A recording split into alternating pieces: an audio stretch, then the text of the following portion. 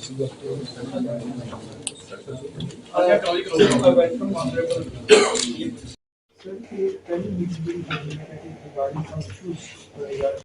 ने MLA साहब मोहाली ने साढ़े ध्यान ਦੇ ਵਿੱਚ ਲਿਆਂਦਾ ਸੀਗਾ ਕਿ मोहाली शहर ਦੇ कई इशूज़ ने हाउसिंग और लोकल गवर्नमेंट डिपार्टमेंट ਦੇ ਨਾਲ रिलेटेड।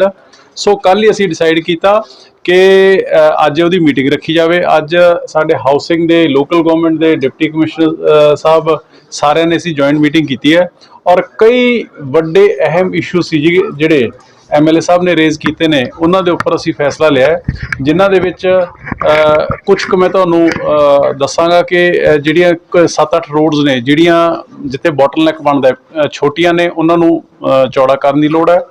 ਜਿਹੜੇ ਟ੍ਰੈਫਿਕ ਕੰਜੈਸ਼ਨ ਹੋ ਜਾਂਦਾ ਹੈ ਲਾਈਟਾਂ ਦੀ ਜਗ੍ਹਾ ਤੇ ਉਹਨਾਂ ਦੇ ਉੱਪਰ ਸਟੱਡੀ ਵਾਸਤੇ ਕਿਹਾ ਕਿ ਜਿੱਥੇ ਇੱਥੇ ਰਾਊਂਡ ਅਬਾਊਟਸ ਨੇ ਉਹ ਬਣ ਜਾਣ ਤਾਂ ਕਿ ਐਕਸੀਡੈਂਟਸ ਨੇ ਜਿਹੜੇ ਉਹ ਨਾ ਹੋਣ ਔਰ ਟਾਈਮ ਦੀ ਜਿਹੜੀ ਵੇਸਟੇਜ ਹੁੰਦੀ ਹੈ ਉਹ ਨਾ ਹੋਵੇ। ਸ਼ਹਿਰ ਦੀ ਸਫਾਈ ਵਾਸਤੇ ਜਿਹੜੀਆਂ ਬੈਸਟ ਪੋਸੀਬਲ ਮਸ਼ੀਨਾਂ ਜਿਹੜੀਆਂ MLA ਸਾਹਿਬ ਨੇ ਦੱਸੇ ਸਾਰੀ ਮੀਟਿੰਗ ਦੇ ਵਿੱਚ ਔਰ ਉਹ 4 ਮਸ਼ੀਨਾਂ ਨੇ ਜਿਹੜੀਆਂ ਉਹਨਾਂ ਨੂੰ ਲੈਣ ਦਾ ਪ੍ਰੋਸੈਸ ਹੈ ਜਿਹੜਾ ਉਹ ਵੀ ਅਸੀਂ ਇਨੀਸ਼ੀਏਟ ਕਰ ਰਹੇ ਹਾਂ। ਸੋ ਇਹ ਸਾਰੀਆਂ ਚੀਜ਼ਾਂ ਨੇ ਜਿਹੜਾ ਕਿਤੇ ਕੋਈ ਐਰੋ ਸਿਟੀ ਦੇ ਵਿੱਚ ਕਈ ਮਲਟੀਪਲ ਇਸ਼ੂਜ਼ ਆ ਰਹੇ ਨੇ ਉਹਦੇ ਬਾਰੇ ਵੀ ਗੱਲ ਕੀਤੀ ਹੈ। ਸੋ ਇਹ ਸਾਰੀਆਂ ਚੀਜ਼ਾਂ ਨੇ ਜਿਨ੍ਹਾਂ ਦੇ ਉੱਪਰ ਅੱਜ ਡਿਸਕਸ਼ਨ ਕੀਤੀ ਹੈ ਔਰ 15 ਦਿਨਾਂ ਬਾਅਦ ਇਹਦੀ ਰਿਵਿਊ ਮੀਟਿੰਗ ਹੈ ਫਿਰ ਹੋਏਗੀ ਔਰ ਟਾਈਮ ਬਾਉਂਡ ਮੈਨਰ ਦੇ ਨਾਲ ਇਹਨਾਂ ਸਾਰੇ ਇਸ਼ੂਜ਼ ਨੂੰ ਐਡਰੈਸ ਕੀਤਾ ਜਾਏਗਾ ਕਿਉਂਕਿ ਮੋਹਾਲੀ ਇੱਕ ਤਰੀਕੇ ਨਾਲ ਸ਼ੋਕੇਸ ਵਿੰਡੋ ਹੈ ਪੂਰੇ ਪੰਜਾਬ ਦੀ ਹਰ ਪੱਖੋਂ। ਸੋ ਇਸ ਕਰਕੇ ਮੋਹਾਲੀ ਵੈਸੇ ਤਾਂ ਸਾਰੇ ਪੰਜਾਬ ਦੇ ਵਿੱਚ ਹੀ ਸਾਡਾ ਹਾਊਸਿੰਗ ਡਿਪਾਰਟਮੈਂਟ ਕੋਸ਼ਿਸ਼ ਕਰ ਰਿਹਾ ਹੈ ਕਿ ਇੱਕ ਬੈਸਟ ਪੋਸੀਬਲ ਮਾਡਰਨ ਤਰੀਕੇ ਦੀ ਲਿਵਿੰਗ ਹੈ ਜਿਹੜੀ ਉਹ ਪ੍ਰੋਵਾਈਡ ਕਰ ਸਕੀਏ, ਪਰ ਮੋਹਾਲੀ ਦੇ ਵਿੱਚ ਕਿਸੇ ਤਰੀਕੇ ਦਾ ਕੋਈ ਕੰਪਰੋਮਾਈਜ਼ ਹੈ ਜਿਹੜਾ ਉਹ ਨਹੀਂ ਹੋ ਸਕਦਾ ਹੈਗਾ। ਸੋ ਇਹਦੇ ਬਾਰੇ ਖਾਸ ਤੌਰ ਤੇ ਉਚੇਚੇ ਤੌਰ ਤੇ ਧੰਨਵਾਦ MLA ਸਾਹਿਬ ਦਾ ਕਿ ਜਿਨ੍ਹਾਂ ਨੇ ਇਹ ਇਸ਼ੂਜ਼ ਸਾਡੇ ਨੋਟਿਸ ਦੇ ਵਿੱਚ ਲਿਆਂਦੇ ਤੇ ਨਾਲ ਹੀ ਅੱਜ ਸੈਟਰਡੇ ਵਾਲੇ ਦਿਨ ਸਾਰੇ ਆਫਿਸਰਸ ਨੂੰ ਬੁਲਾਇਆ, ਉਹਨਾਂ ਦਾ ਵੀ ਧੰਨਵਾਦ ਹੈ। ਮੇਰੀ ਸਾਰੇ ਮੋਹਾਲੀ ਨਿਵਾਸੀਆਂ ਨੂੰ ਬੇਨਤੀ ਹੈ ਕਿ ਜਿਹੜੇ ਵੀ ਕੋਈ ਇਸ਼ੂਜ਼ ਉਹਨਾਂ ਨੂੰ ਲੱਗਦੇ ਨੇ ਸਰਕਾਰ ਦੇ ਨਾਲ ਸੰਬੰਧਿਤ ਉਹ MLA ਸਾਹਿਬ ਦੇ ਨੋਟਿਸ ਦੇ ਵਿੱਚ ਲੈ ਕੇ ਆਉਣ ਤਾਂ ਕਿ ਉਹਨਾਂ ਨੂੰ ਅਸੀਂ ਜਲਦ ਤੋਂ ਜਲਦ ਅਸੀਂ ਹੱਲ ਕਰਾ ਸਕੀਏ। ਇੱਕ ਨੀਡ ਬੇਸਡ ਪਾਲਿਸੀ ਦਾ ਮੁੱਦਾ ਕਾਫੀ ਚਿਰ ਤੋਂ ਜਿਹੜਾ ਪੈਂਡਿੰਗ ਪਿਆ ਉਹਨੂੰ ਵੀ ਲੈ ਕੇ ਕੁਝ ਕੋਈ ਵਿਚਾਰਿਆ ਕਰਦੇ ਨਹੀਂ। ਨੀਡ ਬੇਸਡ ਪਾਲਿਸੀ ਰਿਗਾਰਡਿੰਗ ਵਾਟ? ਰਿਗਾਰਡਿੰਗ ਹਾਊਸਿਸ ਜਿਹੜੇ ਬੜੇ ਪੁਰਾਣੇ ਲੋਕਾਂ ਨੇ ਆਪਣੇ ਲੋੜ ਅਨੁਸਾਰ ਤਬਦੀਲੀਆਂ ਕੀਤੀਆਂ ਉਹਨਾਂ ਨੂੰ ਹਾਲੇ ਵੀ ਨੋਟਿਸਿਸ ਆਉਂਦੇ ਨੇ। ਦੂਜਾ ਜਿਹੜੇ ਬੂਥਸ ਨੇ ਗਮਾਡਾ ਦੀ ਆਪਣੀ ਪਾਲਿਸੀ ਇਹ ਬਣ ਗਈ ਹੈ ਸਰ ਕਿ ਜਿਹੜੇ ਨਵੇਂ ਬਿਲਡਰਸ ਨੂੰ ਜਗ੍ਹਾ ਦਿੱਤੀ ਜਾ ਰਹੀ ਹੈ ਕਮਰਸ਼ੀਅਲ ਉਹ ਆਪਣੇ ਡਬਲ ਸਟੋਰੀ ਬੂਥਸ ਬਣਾ ਕੇ ਵੇਚ ਰਹੇ ਨੇ, ਖੁਦ ਗਮਾਡਾ ਵੀ ਵੇਚ ਰਿਹਾ। ਪਰ ਜਿਹੜੇ ਪੁਰਾਣੇ ਬਣੇ ਹੋਏ ਬੂਥਸ ਨੇ ਉਹਨਾਂ ਦੀ ਡਿਮਾਂਡ ਹੈ ਲੋਕਾਂ ਦੀ ਕਿ ਉਹਦੇ ਉੱਪਰ ਇੱਕ ਸਟੋਰੀ ਹੋਰ ਬਣਾ ਦਿੱਤੀ ਜਾਵੇ। ਇਸੇ ਤਰ੍ਹਾਂ ਜਿਹੜੇ ਘਰ ਨੇ ਉਹਨਾਂ ਜਿਹੜੇ ਕਮਰੇ ਲੋਕਾਂ ਨੇ ਨੀਡ ਅਨੁਸਾਰ ਬਣਾਏ 30 ਸਾਲਾਂ 35 ਸਾਲਾਂ ਜਿਹੜੇ ਪਰਿਵਾਰ ਨੇ ਉਹ ਕਹਿੰਦੇ ਨੇ ਵੀ ਸਾਨੂੰ ਇਹ ਜਿਹੜੇ ਰੈਗੂਲਰਾਈਜ਼ ਕੀਤਾ ਜਾਵੇ। ਉਹਦੇ ਵਾਸਤੇ ਇੱਕ ਪਾਲਿਸੀ ਬਣੀ ਸੀ ਜਿਹੜੀ 2011 ਚ ਸਕ੍ਰੈਪ ਹੋ ਗਈ, ਉਹ ਦੁਬਾਰਾ ਬਣਨੀ ਸੀ। MLA ਸਾਹਿਬ ਨੇ ਵੀ ਇਹਦੇ ਵਾਸਤੇ ਦੇਖੋ ਹੈ ਇਨੀਸ਼ੀਏਟਿਵ ਪਰ ਉਹ ਹੁਣ ਕਿੱਥੇ ਸਟੈਂਡ ਕਰਦੀ ਹੈ। ਦੇਖੋ ਇਸ ਤਰ੍ਹਾਂ ਹੁੰਦਾ ਕਿ ਇਹਦੇ ਵਿੱਚ ਮਲਟੀਪਲ ਇਸ਼ੂਜ਼ ਨੇ ਜਿਹੜੇ ਉਹ ਦੇਖਣੇ ਪੈਂਦੇ ਹੁੰਦੇ ਨੇ। ਹੁਣ ਨੋ ਡਾਊਟ ਜੇ ਕੋਈ ਬੰਦਾ ਬਹੁਤ ਲੰਬੇ ਸਮੇਂ ਤੋਂ ਕੋਈ ਜਗ੍ਹਾ ਬਣਾ ਕੇ ਜਾਂ ਇੱਕ ਫਲੋਰ ਹੋਰ ਪਾ ਕੇ ਉਹ ਰਹਿ ਰਿਹਾ ਹੈ ਉਹਦੇ ਵਿੱਚ ਉਹਦੀ ਜਿਹੜੀ ਪਲੈਨਿੰਗ ਹੈ ਉਹਦੀ ਚਾਹੇ ਸੀਵਰੇਜ ਦੀ ਪਲੈਨਿੰਗ ਕਰ ਲਈਏ, ਚਾਹੇ ਲਾਈਟਿੰਗ ਦੀ ਪਲੈਨਿੰਗ ਕਰ ਲਈਏ, ਚਾਹੇ ਟ੍ਰੈਫਿਕ ਦੀ ਪਲੈਨਿੰਗ ਕਰ ਲਈਏ, ਜੇ ਉੱਥੇ ਉਸੇ ਏਰੀਏ ਦੇ ਵਿੱਚ ਪੋਪੂਲੇਸ਼ਨ ਡਬਲ ਹੋ ਜੂਗੀ ਤੇ ਕੰਜੈਸ਼ਨ ਹੋਣਾ ਸ਼ੁਰੂ ਹੋ ਜਾਊਗਾ। ਸੋ ਇਸ ਕਰਕੇ ਇਹ ਆਪਾਂ ਮੈਂ ਤੁਹਾਨੂੰ ਆਫ ਹੈਂਡ ਨਹੀਂ ਕਹਿ ਸਕਦਾ ਹੈਗਾ ਵੀ ਹਾਂ ਕੀ ਹੋ ਸਕਦਾ ਤੇ ਕੀ ਨਹੀਂ ਹੋ ਸਕਦਾ ਜਾਂ ਕੀ ਸਹੀ ਹੈ ਜਾਂ ਕੀ ਗਲਤ ਹੈ।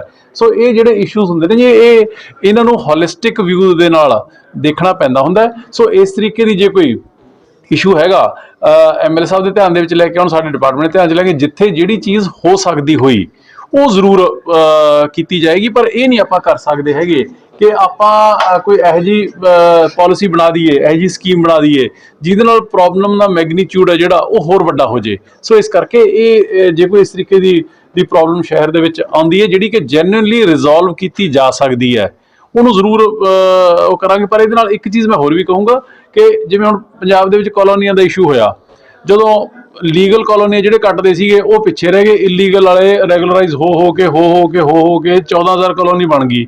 ਜੇ ਅੱਜ ਸਾਰੀਆਂ ਚੀਜ਼ਾਂ ਨੂੰ ਅਸੀਂ ਰੈਗੂਲਰਾਈਜ਼ ਕਰਨ ਲੱਗ ਗਏ ਤੇ ਫਿਰ ਇਹਦਾ ਮਤਲਬ ਤਾਂ ਇਹ ਹੈ ਕਿ ਜਿਹੜਾ ਬੰਦਾ ਕਾਨੂੰਨ ਦੀ ਪਾਲਣਾ ਕਰ ਰਿਹਾ ਹੈ ਉਹਨੂੰ ਤੁਸੀਂ ਡਿਸਕਰੇਜ ਕਰ ਰਹੇ ਹੋ, ਉਹਨੂੰ ਪੈਨਲਾਈਜ਼ ਕਰ ਰਹੇ ਹੋ।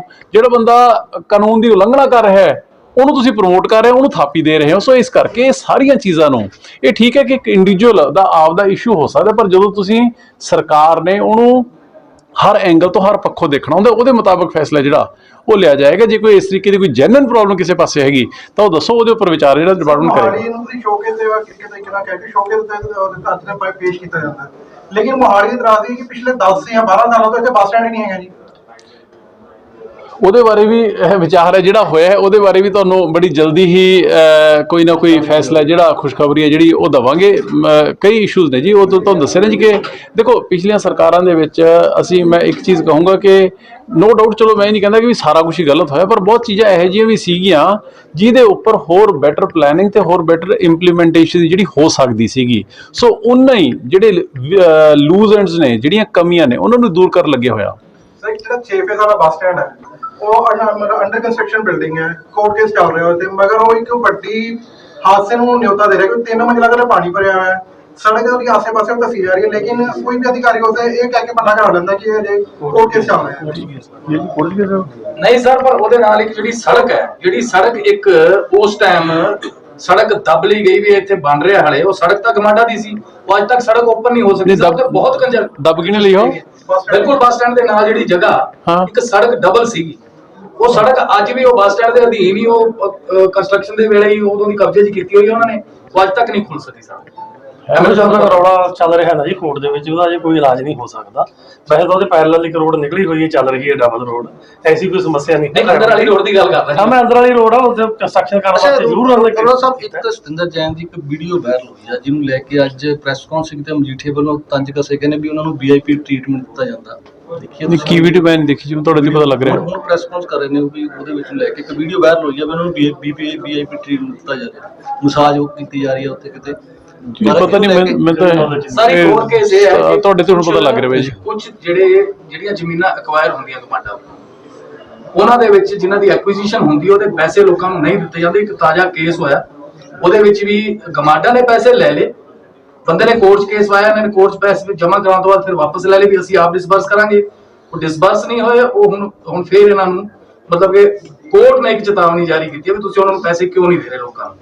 ਨਹੀਂ ਕਦੋਂ ਕੇਸ ਹੋਊਗਾ ਇੱਕ ਵਾਰ ਦਿੱਕਤ ਨਹੀਂ ਤਾਂ ਨਹੀਂ, ਇਹ ਜੇ ਕੋਈ ਪਾਰਟਿਕੂਲਰ ਕੇਸ ਦੱਸੋ, ਮੇਰੇ ਆਫ ਹੈਂਡ ਧਿਆਨ ਦੇ ਵਿੱਚ ਨਹੀਂ ਹੈ।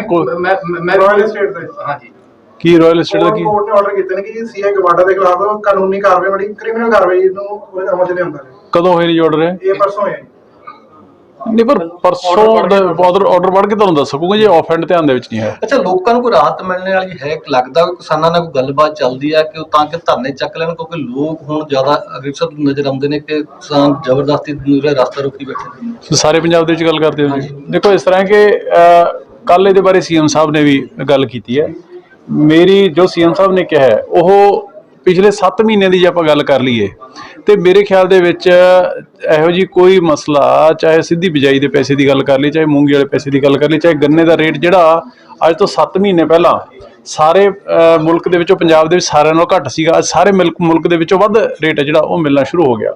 ਸੋ ਮੇਰੀ ਬੇਨਤੀ ਇਹੀ ਹੈ ਕਿ ਇਹ ਜਿਹੜਾ ਧਰਨੇ ਵਾਲਾ ਕੰਮ ਹੈ ਨਾ ਜੀ, ਇਹ ਬਿਲਕੁਲ ਬੰਦ ਹੋਣਾ ਚਾਹੀਦਾ। ਧਰਨੇ ਉੱਥੇ ਲਗਾਉਣ ਦੀ ਲੋੜ ਪੈਂਦੀ ਜਿੱਥੇ ਸਰਕਾਰ ਤੁਹਾਡੀ ਸੁਣਦੀ ਨਾ ਹੋਵੇ। ਜਦੋਂ ਸਰਕਾਰ ਪਹਿਲੇ ਬੋਲ ਦੇ ਉੱਪਰ ਮੀਟਿੰਗਾਂ ਕਰਕੇ ਮਸਲੇ ਹੱਲ ਕਰਨ ਲੱਗੀ ਹੋਈ ਹੈ ਤੇ ਫਿਰ ਸਿਰਫ ਔਰ ਸਿਰਫ ਆਪਾਂ ਲੋਕਾਂ ਨੂੰ ਦੇ ਵਿੱਚ ਆਪਦੀ ਪ੍ਰੈਜ਼ੈਂਸ ਬਣਾਈ ਰੱਖਣ ਦੇ ਲਈ ਕੁਝ ਸਾਥੀ, ਕੁਝ ਜਥੇਬੰਦੀਆਂ ਨੇ ਜਿਹੜੀਆਂ, ਜੇ ਉਹ ਇਹੋ ਜਿਹਾ ਕੰਮ ਕਰਨਗੇ ਤੇ ਅਲਟੀਮੇਟਲੀ ਉਹ ਮੇਰੇ ਖਿਆਲ ਦੇ ਵਿੱਚ ਨਾ ਆਮ ਲੋਕਾਂ ਦਾ ਉਹਦੇ ਨਾਲ ਕੋਈ ਭਲਾ ਹੋਣਾ, ਨਾ ਪੰਜਾਬ ਦਾ ਭਲਾ ਹੋਣਾ ਤੇ ਨਾ ਹੀ ਜਿਹੜੀਆਂ ਜਥੇਬੰਦੀਆਂ ਦੇ ਲੀਡਰ ਨੇ ਉਹਨਾਂ ਦਾ ਭਲਾ ਹੋਣਾ, ਕਿਉਂਕਿ ਉਹ ਆਪਦੀ ਰੈਲੇਵੈਂਸ ਖੋ ਬੈਠਣਗੇ।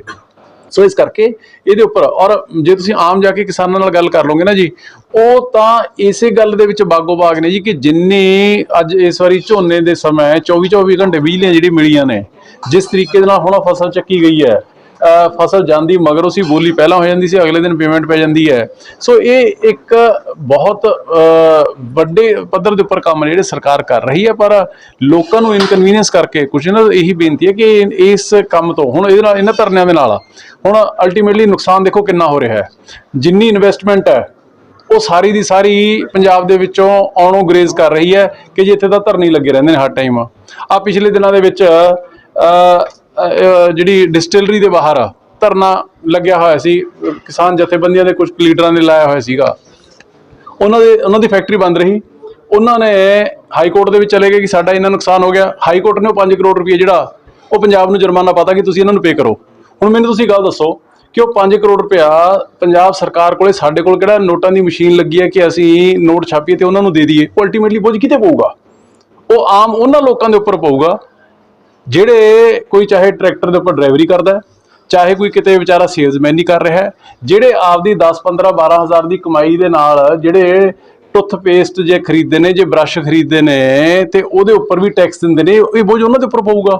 ਸੋ ਮੇਰੀ ਹੱਥ ਬੰਨ੍ਹ ਕੇ ਬੇਨਤੀ ਸਾਰੀਆਂ ਜਥੇਬੰਦੀਆਂ ਦੇ ਲੀਡਰ ਸਾਹਿਬਾਨ ਨੂੰ ਇਹ ਹੈ ਕਿ ਜਿੱਥੇ ਸਰਕਾਰ ਦੀ ਨੀਅਤ ਦੇ ਵਿੱਚ ਉਹਨਾਂ ਨੂੰ ਕਮੀ ਲੱਗਦੀ ਹੈ, ਸਾਨੂੰ 100 ਵਾਰੀ ਆ ਕੇ ਮਿਲੋ। ਨਹੀਂ ਅਸੀਂ ਕਰਦੇ ਹੈਗੇ, ਸਾਡੇ ਘਰਾਂ ਮੂਹਰੇ ਧਰਨੇ ਵੀ ਲਾਓ, ਪਰ ਲੋਕਾਂ ਨੂੰ ਤੰਗ ਪਰੇਸ਼ਾਨ ਕਰਕੇ ਪੰਜਾਬ ਦਾ ਭਲਾ ਨਹੀਂ ਹੋ ਸਕਦਾ ਹੈਗਾ। ਜਗਜੀਤ ਡੱਲੇਵਾਲ ਕਹਿੰਦੇ ਨੇ ਵੀ ਇਹ ਤਾਂ ਭਗਵੰਤ ਮਾਨ ਸਿਰਫ ਪੀਐਮ ਵਾਲੇ ਰਾਹ ਤੇ ਚੱਲ ਰਹੇ ਨੇ, ਵੀ ਕੋਈ ਗੱਲ ਸੁਣਨ ਨੂੰ ਤਿਆਰ ਨਹੀਂ। ਕਿਵੇਂ ਨਹੀਂ ਗੱਲ ਸੁਣਨ ਨੂੰ ਤਿਆਰ ਜੀ? ਡੱਲੇਵਾਲ ਸੁਣੋ, ਜਿੰਨੇ ਪੰਜਾਬ ਦੇ ਕਿਸਾਨ ਤਕਰੀਬਨ ਸਾਲ 1.5 ਸਾਲ ਉੱਥੇ ਬੈਠੇ ਰਹੇ, ਪੀਐਮ ਸਾਹਿਬ ਨੇ ਉਹਨਾਂ ਨੂੰ ਇੱਕ ਮੀਟਿੰਗ ਵੀ ਨਹੀਂ ਦਿੱਤੀ ਹੈਗੀ। ਤੁਸੀਂ 7 ਮਹੀਨਿਆਂ ਦੇ ਵਿੱਚ ਭਗਵੰਤ ਮਾਨ ਜੀ ਨੇ ਉਹਨਾਂ ਨੂੰ ਕਿੰਨੀਆਂ ਮੀਟਿੰਗਾਂ ਦਿੱਤੀਆਂ ਤੇ ਕਿੰਨੀ ਵਾਰ ਸੁਣਵਾਈਆਂ ਹੋ ਗਈਆਂ।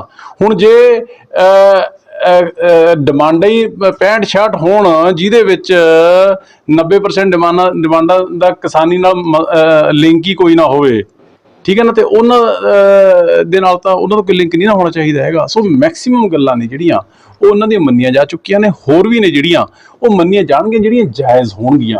ਪਰ ਜੇ ਆਪਾਂ ਕਹੀਏ ਵੀ ਹਾਂ ਅਸੀਂ ਪੰਜਾਬ ਦੇ ਲੋਕਾਂ ਦੀ ਤੇ ਸਰਕਾਰ ਦੀ ਬਾਂਹ ਮਰੋੜ ਕੇ ਧਰਨੇ ਲਾ ਕੇ ਲੋਕਾਂ ਨੂੰ ਤੰਗ ਪਰੇਸ਼ਾਨ ਕਰਕੇ ਅਸੀਂ ਆਪਦੀਆਂ ਕੋਈ ਨਜਾਇਜ਼ ਗਲਤ ਗੱਲਾਂ ਵੀ ਮਨਾ ਲਾਂਗੇ, ਉਹ ਤਾਂ ਨਹੀਂ ਹੋਣਾ ਹੈਗਾ। ਜਾਇਜ਼ ਹੈ ਜੀ, ਇਹ ਤਾਂ ਹੁਣ ਉਸ ਉਹਨਾਂ ਤੋਂ ਪੁੱਛੋ ਜੀ। ਸਾਡਾ ਤਾਂ ਨਹੀਂ, ਦੇਖੋ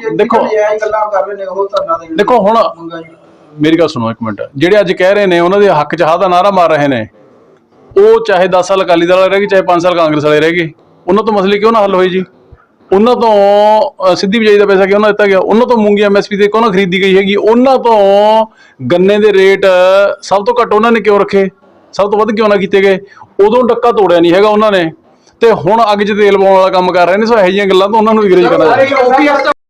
ਬੜੀ ਜਲਦੀ ਉਹ ਵੀ ਹੋ ਜਾਊਗਾ ਜੀ। ਪੰਜਾਬ ਦੇ ਸਿਰ ਜਿੰਨੀ ਕਰਜ਼ੇ ਦੀ ਪੰਡ ਹੈ, ਉਸ ਕਰਜ਼ੇ ਦੀ ਪੰਡ ਨੂੰ ਹੌਲੀ ਹੌਲੀ ਇਮਾਨਦਾਰ ਰਾਜਨੀਤੀ ਦੇ ਨਾਲ, ਚੰਗੀ ਗੁੱਡ ਗਵਰਨੈਂਸ ਦੇ ਨਾਲ, ਭ੍ਰਿਸ਼ਟਾਚਾਰ ਨੂੰ ਖਤਮ ਕਰਕੇ ਉਸ ਪੰਡ ਨੂੰ ਹੌਲੀ ਹੌਲੀ ਹਲਕਾ ਵੀ ਕਰਨ ਲੱਗੇ ਹੋਏ ਆ। ਰੈਵਨਿਊ ਦੇ ਜਿਹੜੇ ਰਿਸੋਰਸਿਸ ਨੇ, ਚਾਹੇ GST ਦੇ ਵਿੱਚੋਂ, ਚਾਹੇ ਐਕਸਾਈਜ਼ ਦੇ ਵਿੱਚੋਂ, ਚਾਹੇ ਟਰਾਂਸਪੋਰਟੇਸ਼ਨ ਦੇ ਵਿੱਚੋਂ, ਚਾਹੇ ਸਟੈਂਪ ਡਿਊਟੀ ਦੇ ਵਿੱਚੋਂ ਹੈ, ਇਹਨਾਂ ਦੇ ਵਿੱਚੋਂ ਰੈਵਨਿਊ ਜਨਰੇਟ ਵੀ ਕਰਨ ਲੱਗਿਆ। ਤੇ ਜਦੋਂ ਜਿਵੇਂ ਰੈਵਨਿਊ ਦੀ ਪੋਜੀਸ਼ਨ ਥੋੜੀ ਜਿਹੀ ਠੀਕ ਹੋ ਜਾਏਗੀ, ਉਹਦੇ ਨਾਲ ਅਸੀਂ ਇਹ ਵੀ ਬੜੀ ਜਲਦੀ ਦੇਣਾ ਸ਼ੁਰੂ ਕਰ ਦਿਆਂਗੇ। ਤੁਹਾਨੂੰ ਮੈਂ ਕਿਸ ਤਰੀਕੇ ਦੀ, ਕਿਸ ਕਦਰ ਦੀ ਲੁੱਟ ਸੀਗੀ ਉਹਦੀ ਇੱਕ ਨਿੱਕੀ ਜਿਹੀ ਐਗਜ਼ਾਮਪਲ ਮੈਂ ਤੁਹਾਨੂੰ ਦੱਸ ਦਿੰਦਾ। ਸਾਡੇ ਲੁਧਿਆਣਾ ਗਲਾਡਾ ਦੇ ਵਿੱਚ ਇੱਕ 1.5 ਪੌਣੇ 2 ਏਕੜ ਦੀ ਸਾਈਟ ਪਈ ਹੁੰਦੀ ਸੀਗੀ, ਜਿੱਥੇ ਰਾਮਲੀਲਾ ਵੇਲੇ ਜਾਂ ਕੋਈ ਵੈਸੇ ਮੇਲੇ ਵਗੈਰਾ ਲੱਗਦੇ ਸੀਗੇ। ਉਹ ਜਦੋਂ 15 ਦਿਨ ਚੱਲਦਾ ਸੀਗਾ ਰਾਮਲੀਲਾ ਦੇ ਤਿਉਹਾਰਾਂ ਦੇ ਦਿਨਾਂ ਦੇ ਵਿੱਚ, ਹੁਣ ਤੱਕ ਮੈਕਸਿਮਮ ਉਹਦਾ ਕਿਰਾਇਆ ਜਿਹੜਾ ਗਲਾਡਾ ਨੂੰ ਨੇ ਰਿਕਵਰ ਕੀਤਾ ਪਿਛਲੇ ਸਾਲਾਂ ਦੇ ਵਿੱਚ, ਪਿਛਲੇ ਸਾਲ ਉਹ 15,100 ਰੁਪਏ ਸੀਗਾ। ਤੇ ਇਸ ਸਾਲ ਇੱਕ ਇਮਾਨਦਾਰ ਸਰਕਾਰ ਆਈ ਤੇ ਉਸੇ ਥਾਂ ਦਾ ਕਿਰਾਇਆ ਅਸੀਂ 4,71,000 ਰੁਪਇਆ ਹਰ ਰੋਜ਼ ਦਾ ਲਿਆ। 15 ਦਿਨਾਂ ਦੇ ਵਿੱਚ ਪਿਛਲੀ ਸਰਕਾਰ ਨਾਲੋਂ 68 ਲੱਖ ਰੁਪਏ, 68 ਲੱਖ ਰੁਪਇਆ ਗਲਾਡਾ ਕੋਲੇ ਵੱਧ ਆ ਗਏ। ਸੋ ਮੇਰੇ ਕਹਿਣ ਦਾ ਮਤਲਬ ਇਹ ਹੈ ਕਿ ਸਹੀ ਮਾਇਨੇ ਦੇ ਵਿੱਚ ਤਾਂ ਜਿਹੜੇ ਪਾਸੇ ਨਿਗਾਹ ਨਾ ਮਾਰੀ ਉੱਥੇ ਹੋਈ ਭਲਾ। ਮੋਹਾਲੀ ਦੀ ਗੱਲ ਦੁਬਾਰਾ ਕਰ ਲਈਏ ਸਰ। ਮੋਹਾਲੀ ਦੇ ਵਿੱਚ ਸਫਾਈ ਦੀ ਬੜੀ ਵੱਡੀ ਸਮੱਸਿਆ, ਗਮਾਡਾ ਤੇ ਨਗਰ ਨਿਗਮ ਦਾ ਕੰਫਲਿਕਟ ਆਫ ਇੰਟਰਸਟ ਹਮੇਸ਼ਾ ਚੱਲਦਾ ਰਹਿੰਦਾ। ਤੁਸੀਂ ਮਸ਼ੀਨਾਂ ਦੀ ਗੱਲ ਕੀਤੀ ਸੀ, ਕੀ ਉਹ ਗਮਾਡਾ ਪਰਚੇਸ ਕਰੇਗੀ ਕਿ ਉਹ ਨਗਰ ਨਿਗਮ ਪਰਚੇਸ? ਦੇਖੋ ਇਸ ਤਰ੍ਹਾਂ ਹੈ ਕਿ ਇਹੀ ਜਿਹੜੀ ਤੁਸੀਂ ਗੱਲ ਕਰ ਰਹੇ ਹੋ, ਇਹਦੇ ਬਾਰੇ ਅਸੀਂ ਜਿਹੜੀ ਕੋਆਰਡੀਨੇਸ਼ਨ ਮੀਟਿੰਗ ਹੈ ਜਿਹੜੀ ਅੱਜ ਕੀਤੀ ਹੈ, ਤੇ ਇਹਨੂੰ ਇੱਕ ਅਸੀਂ ਰੈਗੂਲਰ ਫੀਚਰ ਬਣਾਵਾਂਗੇ। ਮਹੀਨੇ 1.5 ਮਹੀਨੇ ਬਾਅਦ ਇਹ ਮੀਟਿੰਗ ਹੋਇਆ ਕਰੇਗੀ। ਇਸੇ ਵਾਸਤੇ ਹੀ ਜਿਹੜੀਆਂ ਮੈਂ ਤੁਹਾਨੂੰ ਦੱਸਿਆ ਕਿ ਜਿਹੜੀਆਂ ਬੈਸਟ ਪੋਸੀਬਲ ਅਵੇਲੇਬਲ ਮਸ਼ੀਨਾਂ ਹੈਗੀਆਂ ਵਰਲਡ ਓਵਰ, ਉਹ ਖਰੀਦ ਰਿਹਾ। ਇੱਕ ਮਸ਼ੀਨ ਤਕਰੀਬਨ 2.5 ਕਰੋੜ ਦੇ ਕਰੀਬ ਹੈ। 4 ਮਸ਼ੀਨਾਂ ਖਰੀਦ ਰਿਹਾ। ਉਹ ਫੰਡ ਉਹਨੂੰ ਗਮਾਡਾ ਕਰੇਗਾ ਤੇ ਖਰੀਦੇਗਾ ਲੋਕਲ ਗਵਰਨਮੈਂਟ, ਤੇ ਆਪਰੇਟ ਵੀ ਲੋਕਲ ਗਵਰਨਮੈਂਟ ਹੀ ਕਰੂਗੀ। ਇੱਕ ਮਸ਼ੀਨ ਕੁਲਵੰਤ ਸਿੰਘ ਉਹਨਾਂ ਨੇ ਆਪਣੀ ਮੇਅਰਸ਼ਿਪ ਵੇਲੇ ਖਰੀਦੀ ਸੀ, ਉਹ ਮਸ਼ੀਨ ਦਾ ਅੱਜ ਤੱਕ ਰੌਲਾ, ਉਹਦੇ ਬਾਰੇ ਕੀ ਹੋਊਗਾ ਜੀ? ਉਹ ਵੀ 1 ਕਰੋੜ 80 ਲੱਖ ਦੀ ਮਸ਼ੀਨ ਸੀ, ਉਹ ਵੀ ਵਰਲਡ ਲੈਵਲ ਦੀ ਬਹੁਤ ਵਧੀਆ ਮਸ਼ੀਨ। ਅਜੇ ਕੋਰਟ ਕੇਸ ਚੱਲ ਰਿਹਾ ਉਹਦਾ, ਕੀ ਕਰਨਾ ਉਹਦਾ? ਸਰ ਪ੍ਰੈਸ ਵਾਲਿਆਂ ਵਾਸਤੇ ਕੋਈ ਸੋਚ ਰਹੇ ਹੋ ਗਮਾਡਾ ਵੱਲੋਂ? ਕੋਈ ਸਾਡੇ ਕੋਲ ਮੋਹਾਲੀ ਤੋਂ ਭਵਨ ਵੀ ਆਨੇ, ਕੁਝ ਵੀ ਆਨੇ ਸਰ। ਇੱਕ ਤੁਸੀਂ ਸਰ ਸਵਾਲ ਦਾ ਜਵਾਬ ਦੇ ਦਿਓ ਪਲੀਜ਼। ਇੱਕ ਮਿੰਟ ਪਹਿਲਾਂ ਕੋਈ ਸਾਡੀ ਸੋਸ਼ਲ ਕੰਮ ਕਰੇਗੀ ਪ੍ਰੈਸ ਵਾਲਿਆਂ ਵਾਸਤੇ? ਕੋਈ ਭਵਨ ਨਹੀਂ ਹੈ ਕੋਈ ਤੁਸੀਂ 7 ਮਹੀਨਿਆਂ ਦੇ ਵਿੱਚ ਪਹਿਲੇ ਬੰਦੇ ਹੋ ਜਿਨ੍ਹਾਂ ਨੇ ਇਹ ਗੱਲ ਕੀਤੀ ਹੈ ਤੇ ਹਜੇ ਤੱਕ ਮੇਰੇ ਕੋਲ ਕੋਈ ਰਿਪਰੈਜ਼ੈਂਟੇਸ਼ਨ ਨਹੀਂ ਆਈ ਹੈਗੀ। ਸਰ ਆਪੇ ਲੈ ਲਓ, ਹੁਣ ਜੇ ਸਰ, ਨਾਲ ਵਾਲੇ ਹੈਗੇ ਨੇ। ਹੁਣ ਜੇ ਕੈਮਰੇ ਦੇ ਵਿੱਚ ਹੀ ਆਪਾਂ ਸਵਾਲ ਕਰਨਾ ਹੈ ਤੇ ਸਰਕਾਰ ਦਾ ਕੰਮ ਕੈਮਰੇ ਨਾਲ ਨਹੀਂ ਚੱਲਦਾ, ਸਰਕਾਰ ਦਾ ਕੰਮ ਲਿਖਤੀ ਤੌਰ ਦੇ ਉੱਪਰ ਚੱਲਦਾ ਹੁੰਦਾ। ਕੋਈ ਰਿਪਰੈਜ਼ੈਂਟੇਸ਼ਨ ਦੋ ਤੇ ਵਿਚਾਰ ਕਰ ਲਾਂਗੇ। ਸਰ ਟੋਲ ਪਲਾਜ਼ਾ ਤੇ ਯੈਲੋ ਕਾਰਡ ਤੇ ਐਕ੍ਰੀਡੇਸ਼ਨ ਕਾਰਡ ਵਾਲਿਆਂ ਨੂੰ ਜਿਹੜਾ ਫ੍ਰੀ ਦਾ ਕਿਹਦੇ? ਇਹ ਜਿਹੜੇ ਯੈਲੋ ਕਾਰਡ ਹੋਲਡਰ ਨੇ ਐਕ੍ਰੀਡੇਸ਼ਨ ਨੇ ਨਾ ਪੱਤਰਕਾਰ, ਹਾਂ। ਉਹਨਾਂ ਨੂੰ ਜਿਹੜੇ ਟੋਲ ਪਲਾਜ਼ਾ ਦੇ ਉੱਤੇ ਫ੍ਰੀ ਦਿੱਤਾ ਗਿਆ। ਬਹੁਤ ਸਾਰੇ ਜਿਹੜੇ ਇਸ ਤਰ੍ਹਾਂ ਜਿਹੜੇ ਟੋਲ ਪਲਾਜ਼ੇ ਨੇ ਉੱਥੇ ਜ਼ਬਰਦਸਤੀ ਹੁਣ ਲੈ ਰਹੇ ਨੇ ਉੱਥੇ।